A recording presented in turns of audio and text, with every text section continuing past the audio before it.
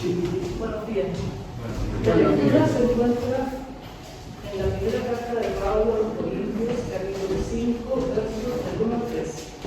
Ella del dominio público que hay entre ustedes un caso de inmoralidad sexual que ni siquiera entre los paganos se tolera, a saber que uno de ustedes tiene por mujer a la esposa de su padre, y de esto se sienten orgullosos. ¿No deberían más bien haber lamentado lo sucedido y expulsado de entre ustedes al que hizo la cosa? Yo por mi parte, aunque no estoy físicamente entre ustedes, sí estoy presente en espíritu, y ya he juzgado, como si estuviera presente, al que cometió este pecado. Cuando se reúnan en el nombre de nuestro Señor Jesús, y con su poder yo los acompañe en espíritu, entreguen a este hombre a Satanás para destrucción de su naturaleza pecaminosa, a fin de que su espíritu sea salvo en el día del Señor. Hacen mal en jactarse. ¿No se dan cuenta de que un poco de levadura hace fermentar toda la masa? Desháganse de la vieja levadura, para que sean masa nueva, panes sin levadura, como lo son en realidad, porque Cristo, nuestro Cordero Pascual, ya ha sido sacrificado, así que celebremos nuestra Pascua no con la vieja levadura, que es la malicia y la perversidad, sino con pan sin levadura, que es la sinceridad y la verdad. Por carta ya les he dicho que no se relacionen con personas inmorales. Por supuesto, no me refería a la gente inmoral de este mundo, ni a los sábados, estafadores o idólatras. En tal caso tendrían ustedes que salirse de este mundo. Pero en esta carta quiero aclararles que no deben relacionarse con nadie que llamándose hermano sea inmoral o avaro, idólatra, calumniador, borracho o trabajador. Con tal persona ni siquiera deben juntarse para comer. ¿Acaso me toca a mí juzgar los de afuera? ¿No son ustedes los que deben juzgar a los de adentro? Dios juzgará a los de afuera. Expulsan al malvado de entre ustedes. Hermano, es la palabra de Dios. Gracias. Quería seguir compartir haciéndole una pregunta. Muy coloquial. ¿Alguno de ustedes ha sufrido una picadura venenosa? ¿O un animal que lo haya mordido? ¿Un animal venenoso? Arañitas. Una arañita. Pero yo no. Pero sí una vez me mordió un mosquito que habita en el lugar donde habitan mis padres. Ese mosquito tiene la gracia, la particularidad de que donde muerde, deja su caquita. Y eso hace que la zona se infecte. Y resulta que un verano a mí me pasó, y mi papá me dijo inmediatamente, límpiate y ponte alcohol. Y yo, papá, es una picadura de nada, un mosquito que no afecta nada. El día siguiente, yo ya tenía una roncha que avanzaba por mis venas y me iba a comer la mano. Era terrible. ¿Cómo se veía? La verdad que no era tan grave, pero se veía muy feo. Al final tuve que ir a la clínica, estar muchísimas horas y antibióticos por todos lados y problemas solucionados. Pero la verdad es que creo que para todos nosotros es normal que cuando algo nos pica, que hacemos de todo para que eso no se esparza, ¿cierto? Y hoy veremos cómo en la iglesia, en nuestra vida, debemos estar muy atentos para quitar el veneno, quitar esa infección que puede estar entre nosotros, para que no todo el cuerpo muera. Así que los invito a orar. Padre, háblanos esta mañana por medio de tu palabra. Ayúdanos a estar atentos a todo lo que pueda estar ocurriendo entre nosotros, con cada uno de nosotros. Corrige donde haya que corregir esta mañana.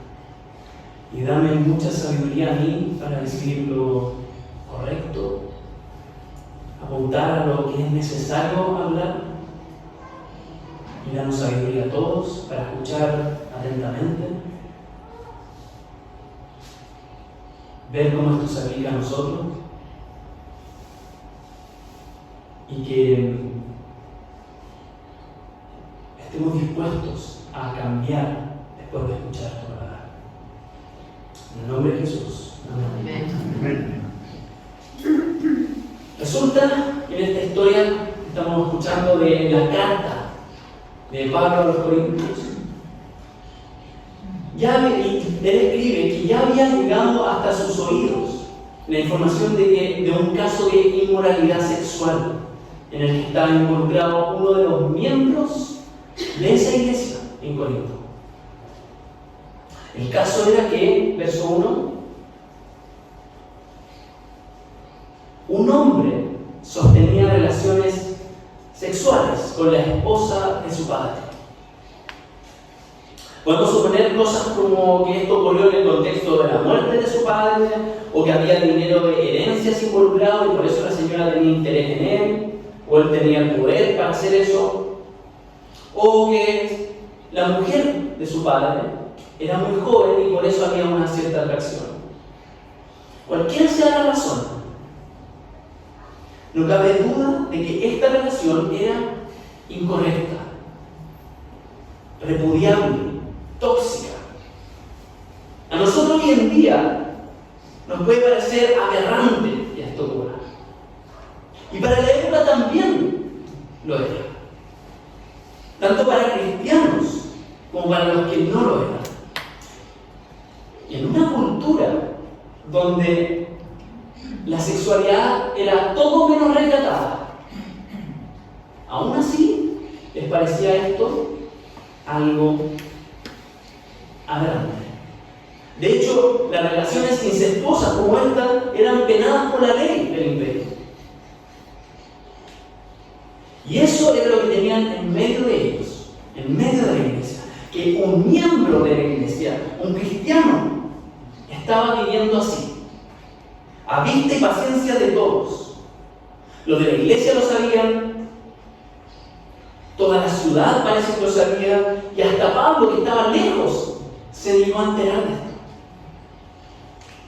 Que este hombre mantenía relaciones sexuales con su madrastra. Definitivamente eso era un problema. No estaba bien. Era como veneno dentro de la iglesia. Pero un problema mayor a los ojos de Pablo era la actitud de la propia iglesia, que en vez de encontrar que eso era malo, verso 2, se sentían orgullosos de eso. O sea, por un lado eran incapaces de decirle algo y frenar esta conducta, pero por otro lado, y más grave, se jactaban de lo que ocurría en vez de lamentarse y llorar por el pecado de su hermano. ¿Se van imaginando la situación?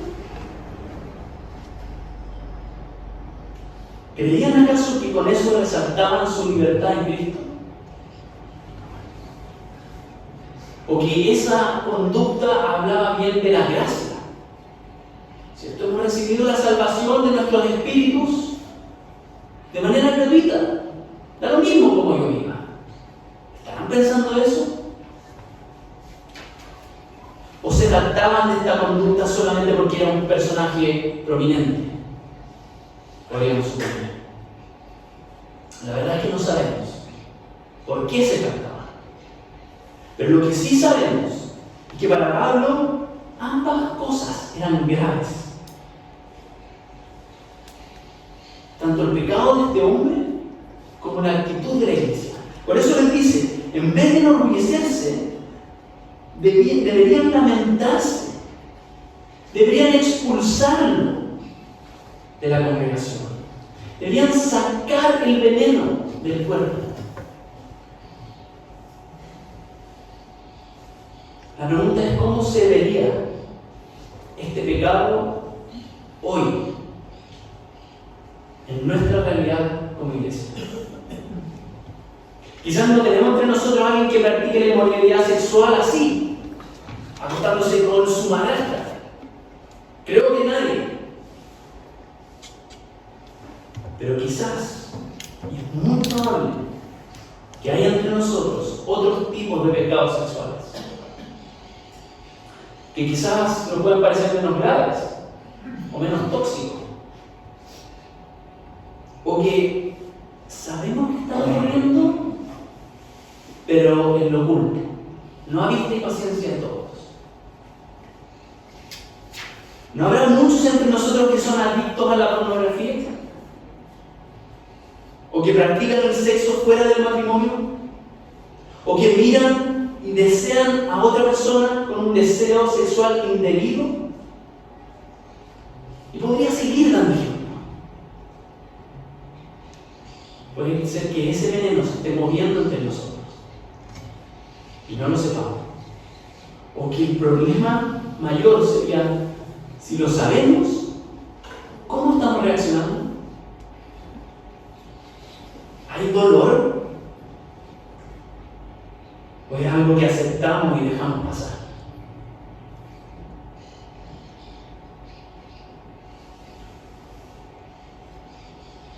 Pero la verdad es que no es solamente el pecado sexual lo que puede estar entre nosotros, sino pecados de todo tipo. ¿Estamos dejando pasar conductas que son reprochables? ¿Nos enorgullecemos de algunas de estas conductas? Quizás no podemos llegar a enorgullecer de que tenemos la libertad para hacer cuantas cosas, pero no nos ponemos freno y no nos cuidamos de cruzar la línea de lo que es sabio hacia lo que es necio. Quizás tomamos más de la cuenta. Tomamos más de la cuenta. Hablamos sin cuidar nuestro vocabulario. Vemos lo que no nos edifica. Festejamos lo que deberíamos frenar. Nos reímos de lo que no deberíamos reírnos. Rompemos leyes civiles como si nada. Hablamos más de la cuenta. Nos aprovechamos de otro, etc. Y nos da lo mismo. Incluso lo celebramos. Hay tanto en lo que pecamos, pero dejamos pasar, o nos jactamos de ser libres y de no estar esclavizados a una ley.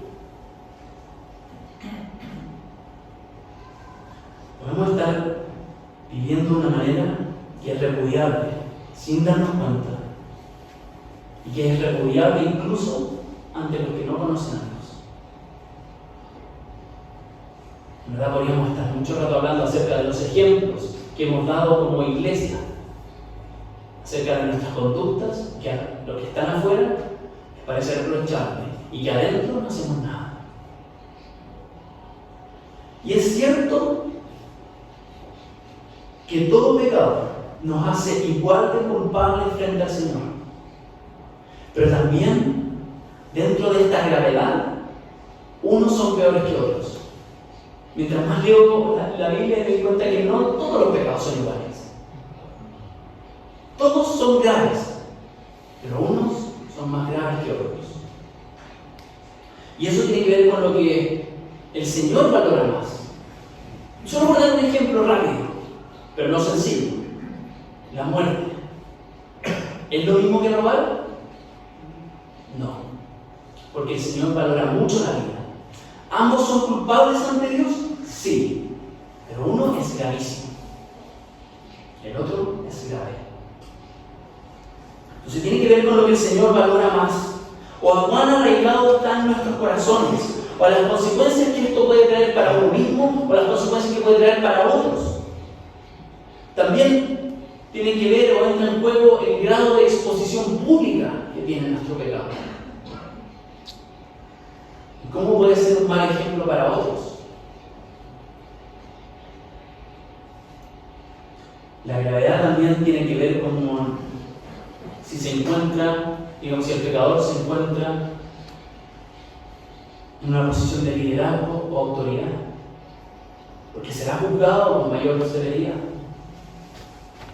O con la actitud ante los errores, o si se trata de un desliz, o es una práctica constante. De si hay signos de arrepentimiento genuino. Todas esas cosas hacen que nos enfrentemos de manera diferente a la gravedad del pecado. Por eso este caso es tan grave, porque este hombre practicaba la inmoralidad sexual siendo miembro de la iglesia. Se llamaba creyente frente a pero vivían en pecado y de una manera pública y descarada y sin ningún signo de arrepentimiento. Por eso Pablo les dice en el verso 3 que ya ha juzgado a este hombre por su pecado. Por tanto, ellos deberían hacer lo mismo, como iglesia. La verdad es que es difícil entender el argumento que usa para decir que juzga a la distancia como si estuviera presente. De hecho, las distintas traducciones de la Biblia hacen un distinto trabajo con este párrafo. Las distintas versiones lo traducen de una manera ligeramente diferente, porque es difícil de traducir. Pero en términos generales, lo que está haciendo Pablo es decirles que ellos deberían juzgar el comportamiento de este hombre y que tienen la aprobación autoritativa de él como apóstol de Jesús para someterlo al juicio de la congregación. Yo sé que siempre he hablado de no juzguemos, no condenemos, pero en este caso Pablo está dando la instrucción de juzgar como congregación el pecado. Por eso en el verso 4 al 5 les dice que deben reunirse para que en el nombre del Señor Jesús juzguen a este hombre, entregándolo a Satanás, de manera que su espíritu sea salvo en el juicio final. ¿Qué significa esto? Entonces, que contrario a dejar pasar su pecado o a celebrarlo, deben condenarlo por su falta de arrepentimiento, sacar el veneno de la congregación para entregarlo al acusador que busca destruir. Es muy fuerte, ¿cierto? Esto es dejarlo a su propia suerte, dejar de protegerlo como iglesia, para que experimente las consecuencias de su pecado. ¿Quieres pecar? ¿Quieres seguir pecando descaradamente? Ya. Anda y peca. Las puertas están abiertas. A ver cómo te va. El deseo es que experimente de tal manera las consecuencias del pecado que Satanás termine por destruir su carne, su naturaleza pecaminosa, para que ya sin más su espíritu sea salvo en el día del Señor, en el juicio final. Es decir, condenen ustedes ahora para salvarlo en el juicio de Jesucristo. ¿Es fácil de entender esto? No. ¿Levantan 1000 preguntas? Sí. Y de hecho les voy a pedir que lo anoten o lo memoricen y que hagan esas preguntas después. Me gustaría en este podcast que estamos tratando de lanzar cada cierto tiempo tener un espacio para responder todas las preguntas que podrían salir de acá. Intentar. Porque no es fácil practicar esto. Pero quisiera darles una ilustración, o más bien, quería darles una ilustración de nuestra vida cotidiana, de cuando nosotros hacemos esto. Por ejemplo, cuando un padre deja que su hijo que insiste en hacer el mal, el papá dice, ¿sabes qué? Haz lo que quieras. Vamos a ver cómo te va. ¿Nos gusta decir eso como papá? No. Pero espero que no tengamos que llegar a eso. Pero puede ocurrir. Pero creo que hay una historia que ilustra mejor esto. Y es la del hijo pródigo.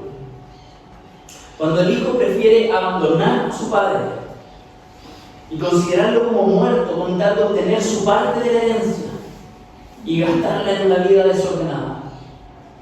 ¿Qué hace el padre?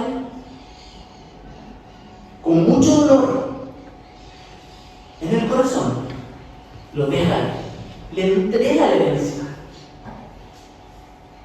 Anda y vive como no te conviene. Y me imagino que en esa historia también está entre medio esa esperanza de que eventualmente el hijo aprendiera la lección. El hijo termina haciéndose daño y sufriendo las consecuencias de su pecado, hasta que finalmente vuelve con sincero arrepentimiento, vuelve a la casa de su padre. A nosotros como iglesia, en estos casi 15 años, nos ha tocado vivir procesos de esta naturaleza. Hace muchos años el pastor Juan Esteban tuvo que expulsar a un miembro que estaba siendo acusado ante la ley de diversos abusos. Este hombre nunca trajo a la luz esta situación, sino hasta que fue confrontado con las acusaciones en su contra y con la evidencia presentada en tribunales. Pero de manera esquiva negó todo, culpando a otros, aun cuando las evidencias eran abrumadoras. Por esto, y como no hubo ni una muestra de arrepentimiento, se le pidió que abandonara la congregación hasta que se arrepintiera o se demostrara su inocencia. Nunca volvió. De hecho, no sé si se hizo muy bien o se hizo muy mal. Pero se hizo con una motivación: traer la verdad a la luz y cuidar a la congregación. También vivimos otro caso, donde hermanos muy queridos y en una posición de liderazgo cayeron en pecado de manera pública. Pero ellos confesaron su traspié, se acercaron al arrepentimiento y se sometieron a la disciplina de la iglesia, que los apartó de su liderazgo por un tiempo. Pero como su actitud mostraba arrepentimiento y un deseo de reorientar su vida, ¿qué recibieron? Amor. Amor de parte de la congregación. Recibieron perdón y la restauración de la congregación y de Dios. El Señor ordenó sus vidas. La verdad es que todo esto es muy delicado y debe ser tratado caso a caso.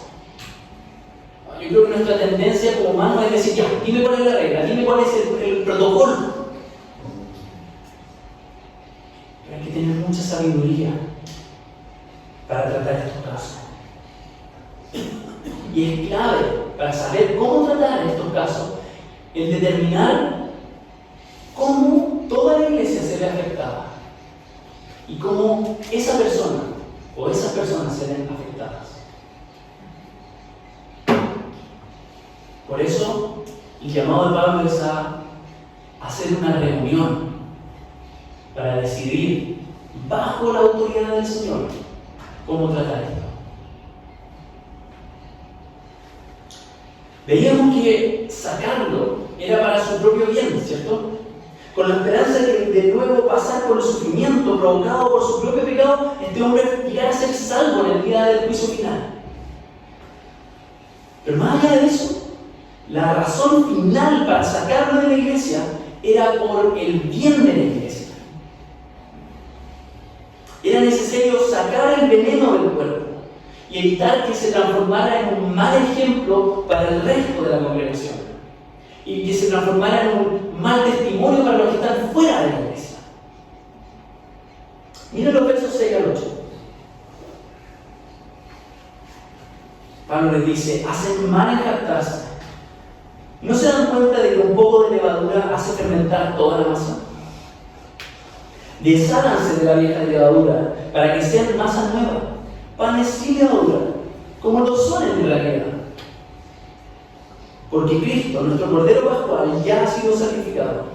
Así que celebremos nuestra Pascua no con la vieja levadura, que es la malicia y la perversidad, sino con pan sin levadura, que es la sinceridad y la verdad. Pablo hace referencia al pan sin levadura, pero va más allá de su conocimiento, del conocimiento común de lo que es producir el pan. Más bien ocupa esta clásica imagen bíblica sobre la pureza del pueblo y cómo la levadura hace fermentar toda la masa. En el sentido de que una sola persona puede corromper a todo el grupo. Un tema muy interesante, a mí me gustaría profundizar, pero no lo vamos a hacer ahora, respecto a esta imagen. Pero lo que sí podemos destacar es que Pablo les está diciendo: no se dejen contaminar por este hombre y su pecado. No dejen que los corrompa. Porque Jesús se sacrificó para darles libertad y darles una nueva vida como pueblo nuevo y santo. No para que vivan en libertinaje, sino para que vivan nueva, hermosa y santa vida en pureza. Así que vivan la pureza que tienen gracias a Jesús y no dejen que el veneno de la malicia y la perversidad de este hombre contamine toda la iglesia, sino que sea la sinceridad y la verdad la que nos caracterice. Esa sinceridad que no oculta nada, que trae las cosas a la luz y dice lo que se tiene que decir cuando el otro está pecando.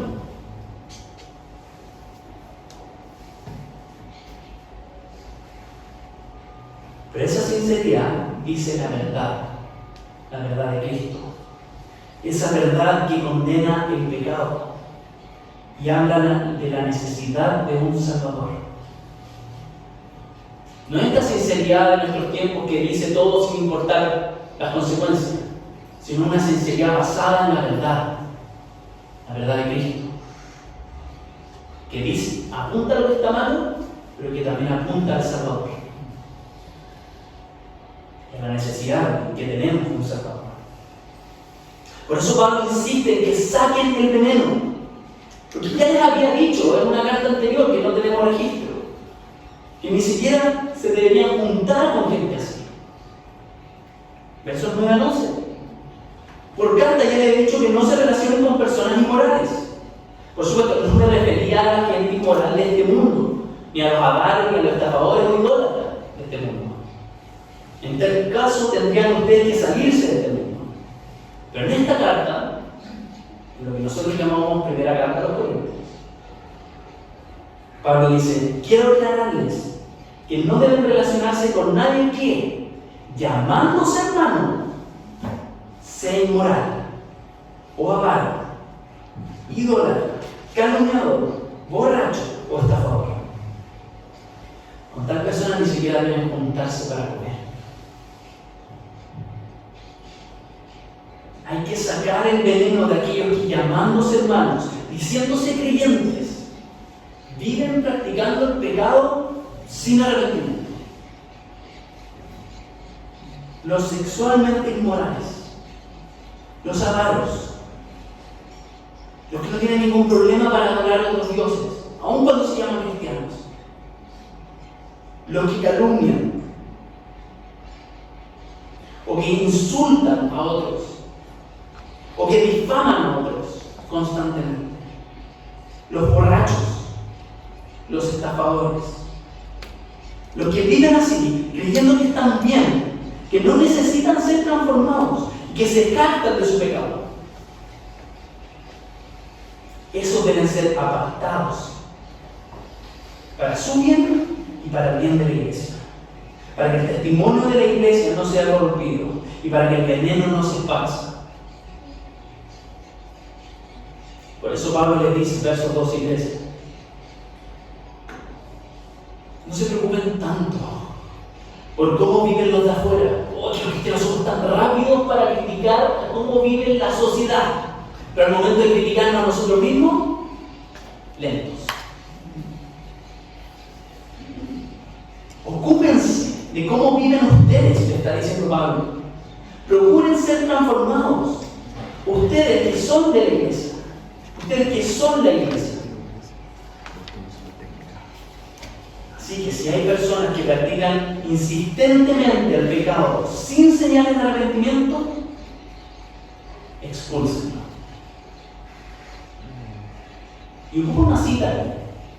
Expulsen al malvado de entre ustedes. Deuteronomio 17, si no me equivoco. Que continúa diciendo: expúlselo y apedréenlo hasta la muerte. Esa es la ley de Deuteronomio. Y acá Pablo solamente dice: expúlselo. con la esperanza de salvarlo en el día final.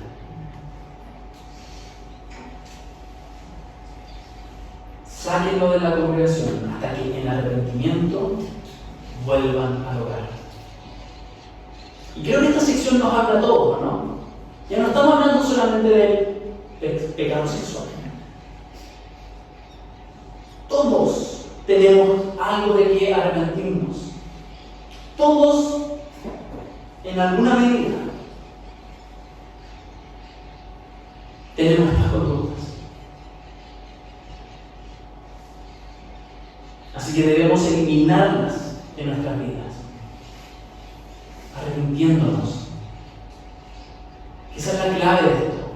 Cuando no hay arrepentimiento y hay un pecado descarado y constante, estamos en graves aprietos.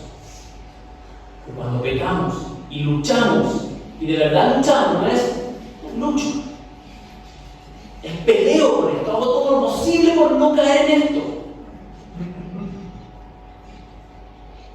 De eso se trata, eliminarlo de nuestra vida. Y de eliminarlo de la vida de la iglesia.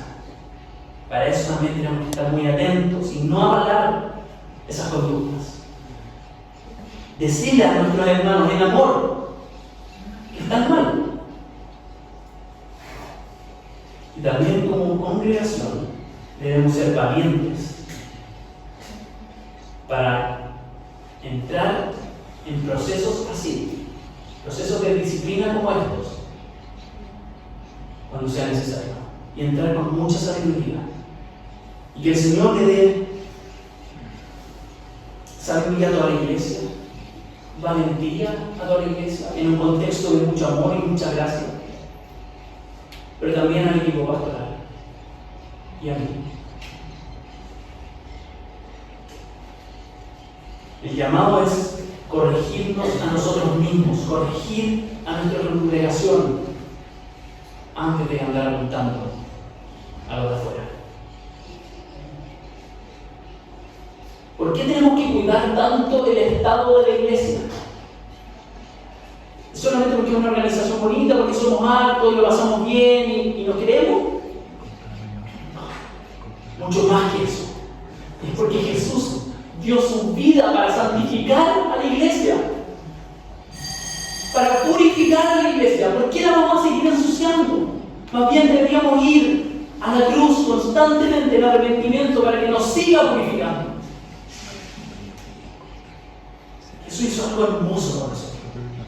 Debemos aprovechar y cuidar a la hermosa iglesia. Por eso debemos cuidar sobre todo la integridad de la iglesia de Jesús y la vida de las personas, identificando el veneno, sacándolo del cuerpo por el bien de la iglesia. Oremos.